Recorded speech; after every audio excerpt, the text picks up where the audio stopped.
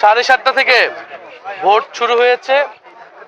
আমি এই কেন্দ্রে রহমতুল্লাহ কলেজ এই কেন্দ্রে আমি আমার ভোট প্রদান করলাম। আমার জীবনের প্রথম ভোট। আমি নীরব পরিবেশেই নির্বিঘ্নে আমি ভোট প্রদান করলাম। আমি জনগণের প্রতি আহ্বান জানাচ্ছি, সকলের প্রতি আহ্বান জানাচ্ছি, আপনারা ভোট কেন্দ্রে আসুন। 16 বছর সুষ্ঠু নির্বাচনের সুযোগ ছিল না, আমাদের আজকে সুযোগ এসেছে এই ভোটাধিকার প্রয়োগের মাধ্যমে গণতন্ত্রকে প্রতিষ্ঠা করার, গণভোটে হ্যাঁ প্রদানের মাধ্যমে সংস্কার বাংলাদেশকে এগিয়ে নিয়ে যাওয়া। কয়েকটি জায়গায় এই ধরনের ঘটনা রাতে আমাদের দল থেকে প্রেস ব্রিফিং করা হয়েছে। আমরাও সোশ্যাল মিডিয়া এই বিষয়ে আমাদের বিভিন্ন প্রার্থীর কুড়িগ্রামে আপনারা দেখেছেন আতিক মুজাহিদ, নোয়াখালীতে হান্নান মাসুদ, হাতিয়াতে, এছাড়াও এরকম কয়েকটি জায়গাতে, আর হাসনাত আবদুল্লাহর এলাকায় সেখানে কিন্তু ক্রমাগত কয়েকদিন ধরে একটা, ফলে অনেকগুলা জায়গাতে, ইভেন আমার এই ঢাকা 11 আসনেও গতকাল রাতে অনেকগুলো জায়গায় আমাদের যে ক্যাম্প বসেছে ভোট কেন্দ্র সংলগ্ন, সেই ক্যাম্পে কিন্তু হামলা হয়েছে, বন্ধ করে দেওয়া হয়েছে। ফলে এই প্রতিকূলতাগুলো কিন্তু এসেছে। আমরা এই প্রতিকূলতাকে বেশি কাজ করছি না, আমরা ভোটে আসার জন্য আহ্বান করতেছি, কারণ আমরা চাই না এই ভোটের দিন কোনো ধরনের অনাকাঙ্ক্ষিত ঘটনা ঘটুক।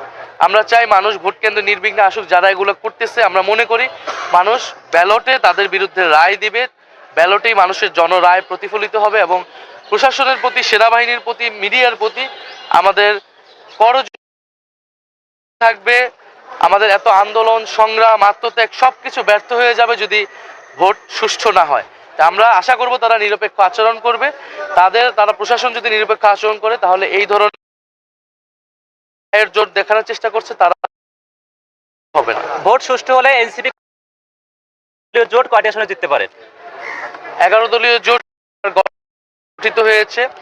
আমরা মনে করছি আমরা সরকার গঠনের দ্বার প্রান্তে রয়েছি। ফলে সেই লক্ষ্য, সেই আত্মবিশ্বাস নিয়ে আমরা কাজ করছি। ইনশাআল্লাহ যদি ভোট সুষ্ঠু হয়, নির্বিঘ্নে ভোট দিতে আসে, ব্যাপকভাবে উপস্থিতি নিশ্চিত করাটাই আমাদের এই মুহূর্তে প্রধান লক্ষ্য। সাধারণ মানুষ যাতে ব্যাপকভাবে ভোট কেন্দ্রে উপস্থিতি দেয়, এবং আমরা ভোট কেন্দ্র পাহারা দিব। ফলাফল না নেওয়া পর্যন্ত আমরা ভোট কেন্দ্রের সামনে থাকবো, মাঠে থাকবো। তরুণদের প্রতি সবাইকে আহ্বান জানাচ্ছি। অবশ্যই আমরা জনরায়কে মেনে নিব। নির্বাচন সুষ্ঠু হলে, আমি গতকাল রাতেও বলেছি, এখানে নির্বাচন সুষ্ঠু অনেকগুলো ক্রাইটেরিয়া রয়েছে। মুখের কথা সুষ্ঠু বা নির্বাচন মন্ডল হয়ে যাবে না। এখানে আপনারা মিডিয়ারা রয়েছেন, সোশ্যাল মিডিয়ায় পর্যবেক্ষণ হচ্ছে, সোশ্যাল মিডিয়া সাধারণ মানুষ কিন্তু তার কমেন্ট করবে।